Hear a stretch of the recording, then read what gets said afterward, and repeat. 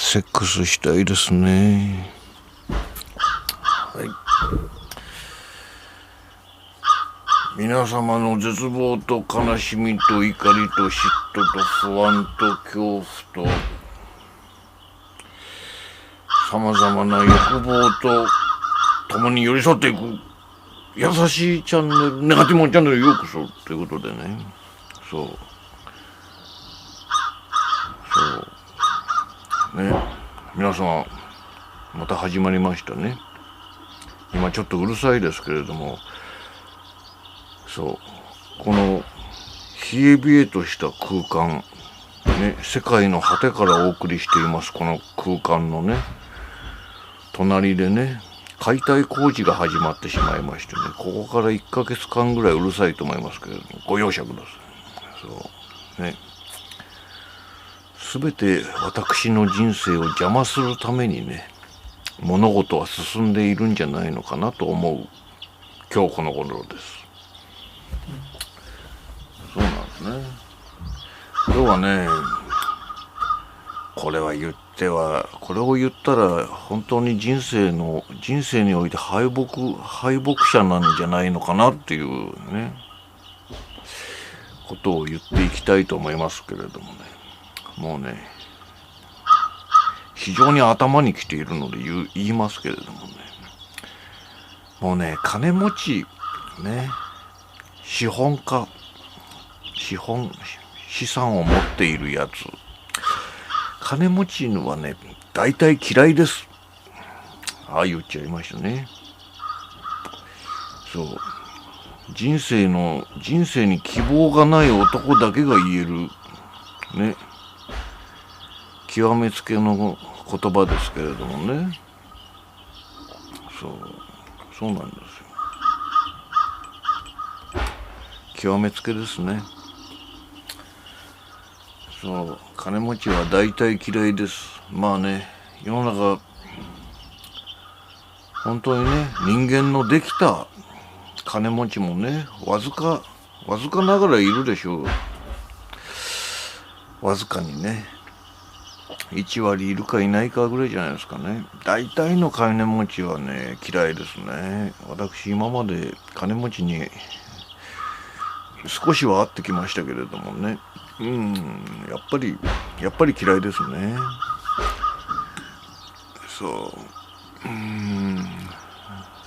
こういう身も蓋もない話をするのはもう大好きですけどね。世界を滅ぼすチャンネルという意味合いにおいてはね、なんかマイナスに働き、でもネガティブなことしか言いませんからね。今もうね、金持ちが嫌いでしょうがないですね。あいつらになんとかね、もう私の日々行っているようなね、もうね、絶望に次ぐ絶望ね、翼をくださいを熱唱してね、わーんってね、涙するようなね、そういう日々を送らせたいなね。そうすれば少しは人間ができるんじゃないのかなね。やつらもね、腹立たしいですね。とにかくね、そうなんですよ。大体ね、こんなこと言うと本当にね、金持ちが嫌いだなんて言うともう人生よ捨て人みたいんですけれども、あれじゃないですか、ジーザス・クライストとかね、お釈迦様とか、釈迦牟尼仏ね、釈迦牟尼仏ですよ。お釈迦ね、ゴーダマ・シッダールタとか言ってるじゃないですかね。キリストは金持ちがね天国に行くのは針がラクダを通るより難しいって言ってるんですよ。ちなみにラクダは皆さん知ってますか？ラクダはね、海水を飲んでも大丈夫だし、サボテンを食べても大丈夫なんですよ。張り付きのままむしゃむしゃ食べますね。口の中がね丈夫なんですね。という豆知識はさておいてそうキリストもね、でお釈迦様はね、そういうお坊ちゃまな王子様の生まれでね、そしてやっぱりそういう王子様みたいなそういう生活はあんまりよろしくないとね。欲望を捨てに捨てて離れていかないと、執着を離れていかないと悟ることはできませんよ。そうね。で執着を捨てすぎてガリガリになってね、何でしたっけ、スジャータとかいう少女からミルクをもらってね、ああこれはいけないね、捨てすぎてもいけない、欲というのは捨てすぎてもよくないねみたいな話をねしてたじゃないですか。そうね、そのくせね、止める大金持ちからいっぱいねお金をもらってね運営してたんですけどね、釈迦教団をね。まあそんな豆知識はいいとして、もう嫌いなんですよね。皆さん大好きですか？そうね。私ね、いろいろねお金持ちとねわずかながらに接してきましたけど、大体ねお金持ちってねガキみたいなやつが多いんですよね。いやそんなことを言ってる私がね世界を滅ぼすね中二病である。中二じゃなくて私は小二だと思ってるんですけどね。8歳ね、純真な8歳ですよ。冒頭ねセックスがしたいなとか言っちゃいましたけれどもね、そう気持ち的には8歳の気持ちでね頑張ってます。そうなんですけどね、そういうガキじゃないんですよ。そういう子供じゃなくって本当になんて言うんだろうな、単純に生きがった悪ガキを気取っているみたいなね。もういるでしょ、あなたの周りにもね、そういうやつがねたらふく金を持っているという構図なんですね。大体金持ちってね、本当はねもう嫌いなんですよ。大体ね社会貢献ね、日本がこれだけ傾いてるのにね、やつらは社会貢献をする気はさらさらないわけですよね。さらさら。そういうのもムカつくし、なんだろうな、なんでしょうね。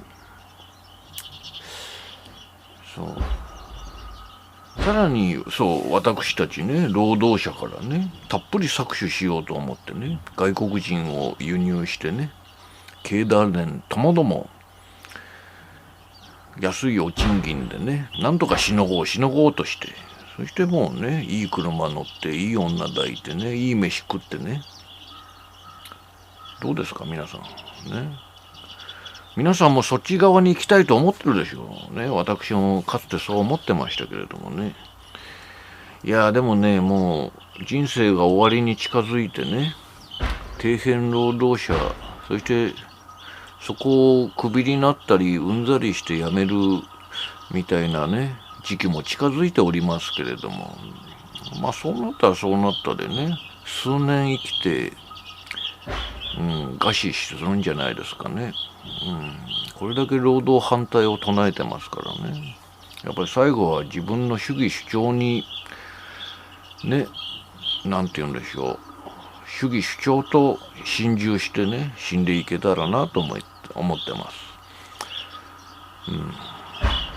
そうなんですよね。ね、いけませんよ。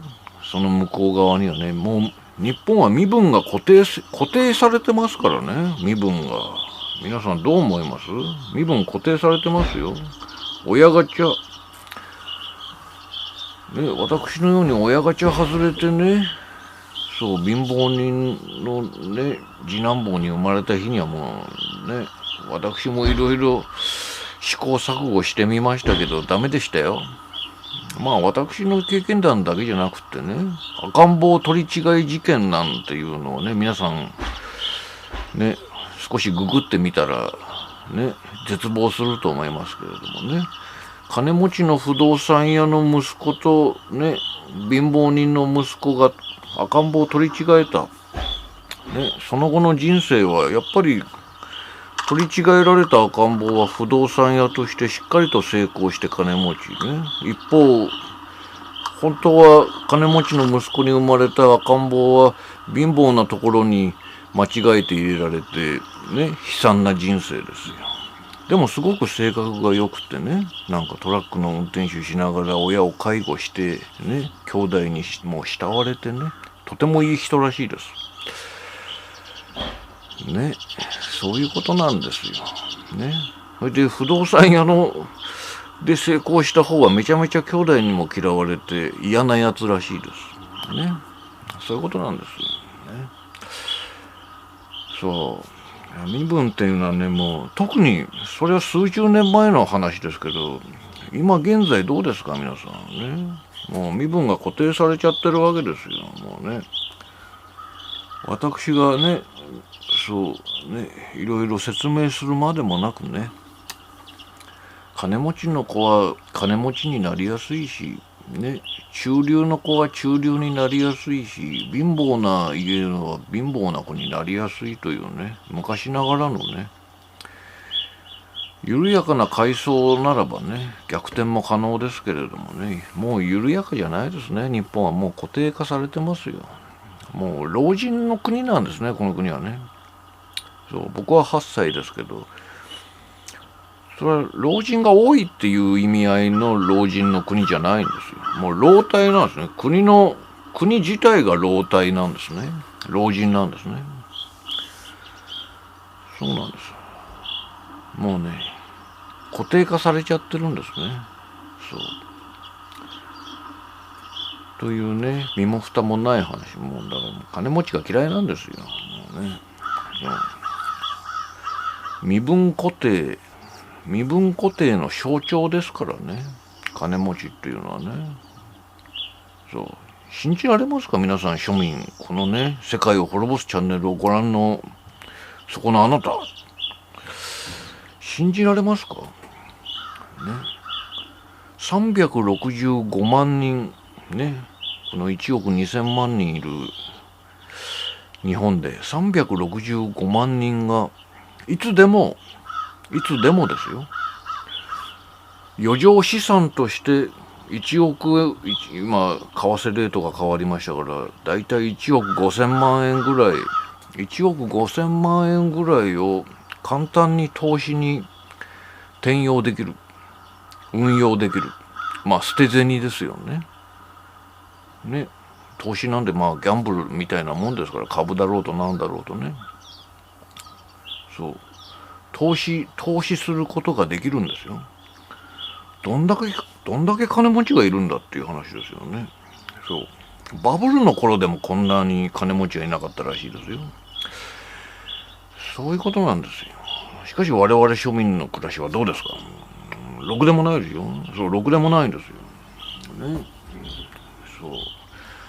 大体あなたや私が小さい頃ですよ。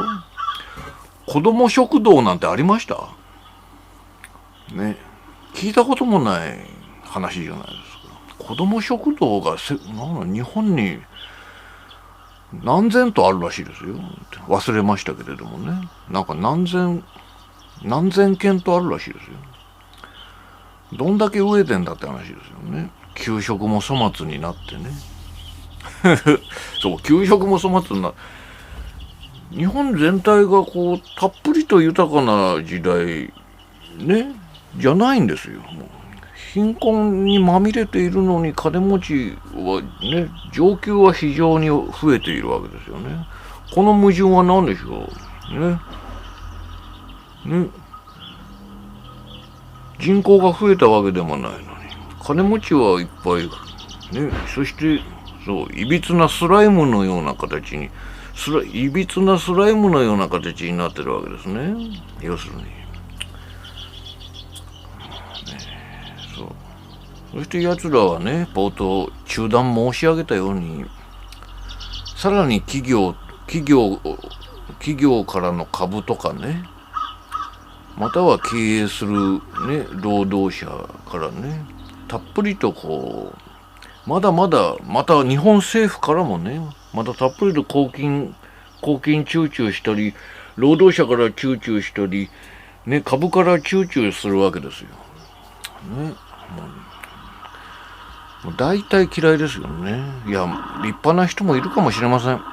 ね、わずかな希望的観測からいけばね、1割2割は非常にね、人の良い、自分が死ぬにあたってよくあるじゃないですか。なんとか市とかなんとか町に3億円とかね、金の延べ棒を寄付しますみたいなね、頭のおかしい老人いるじゃないですか。ね、ああいう人は多分金持ちなんでしょ。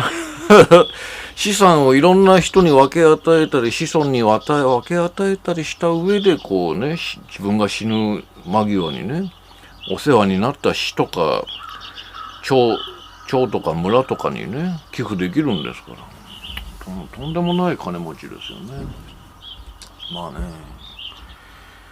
そう、金持ちは大体嫌いだという話、全く薄っぺらい話ですけれども、どうですか皆さんね。感想を本当に聞かせてほしいですね。本音をね。僕はもう嫌いですね。自分ももうそういう可能性もなくなったしね。あとは死ぬだけなんでね。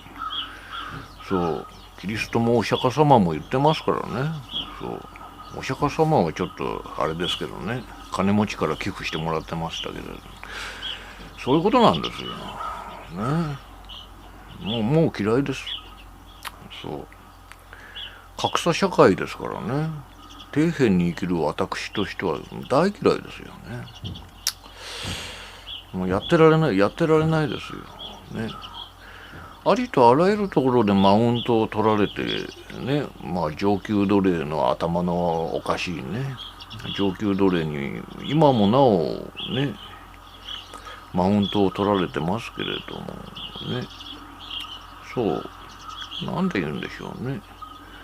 一番多分先民というか貧しい民としてね、見下してるのは金持ちたちなんですよ。もうね、それです。まあそれはね、間違いないことだなと思いま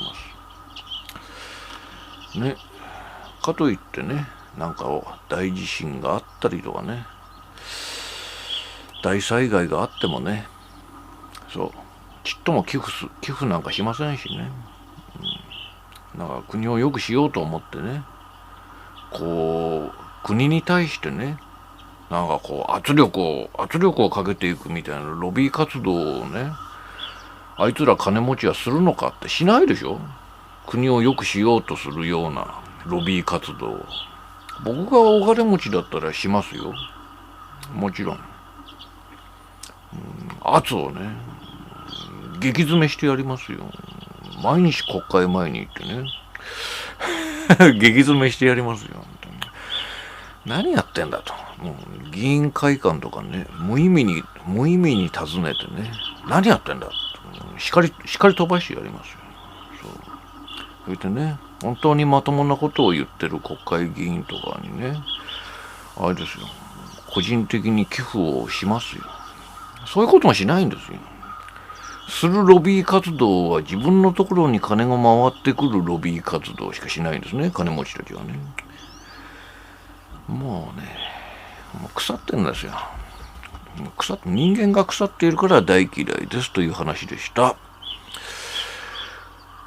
ご清聴ありがとうございました。ね、こんな腐った世界はね、明日にも今日にもね、滅びればいいんですよ。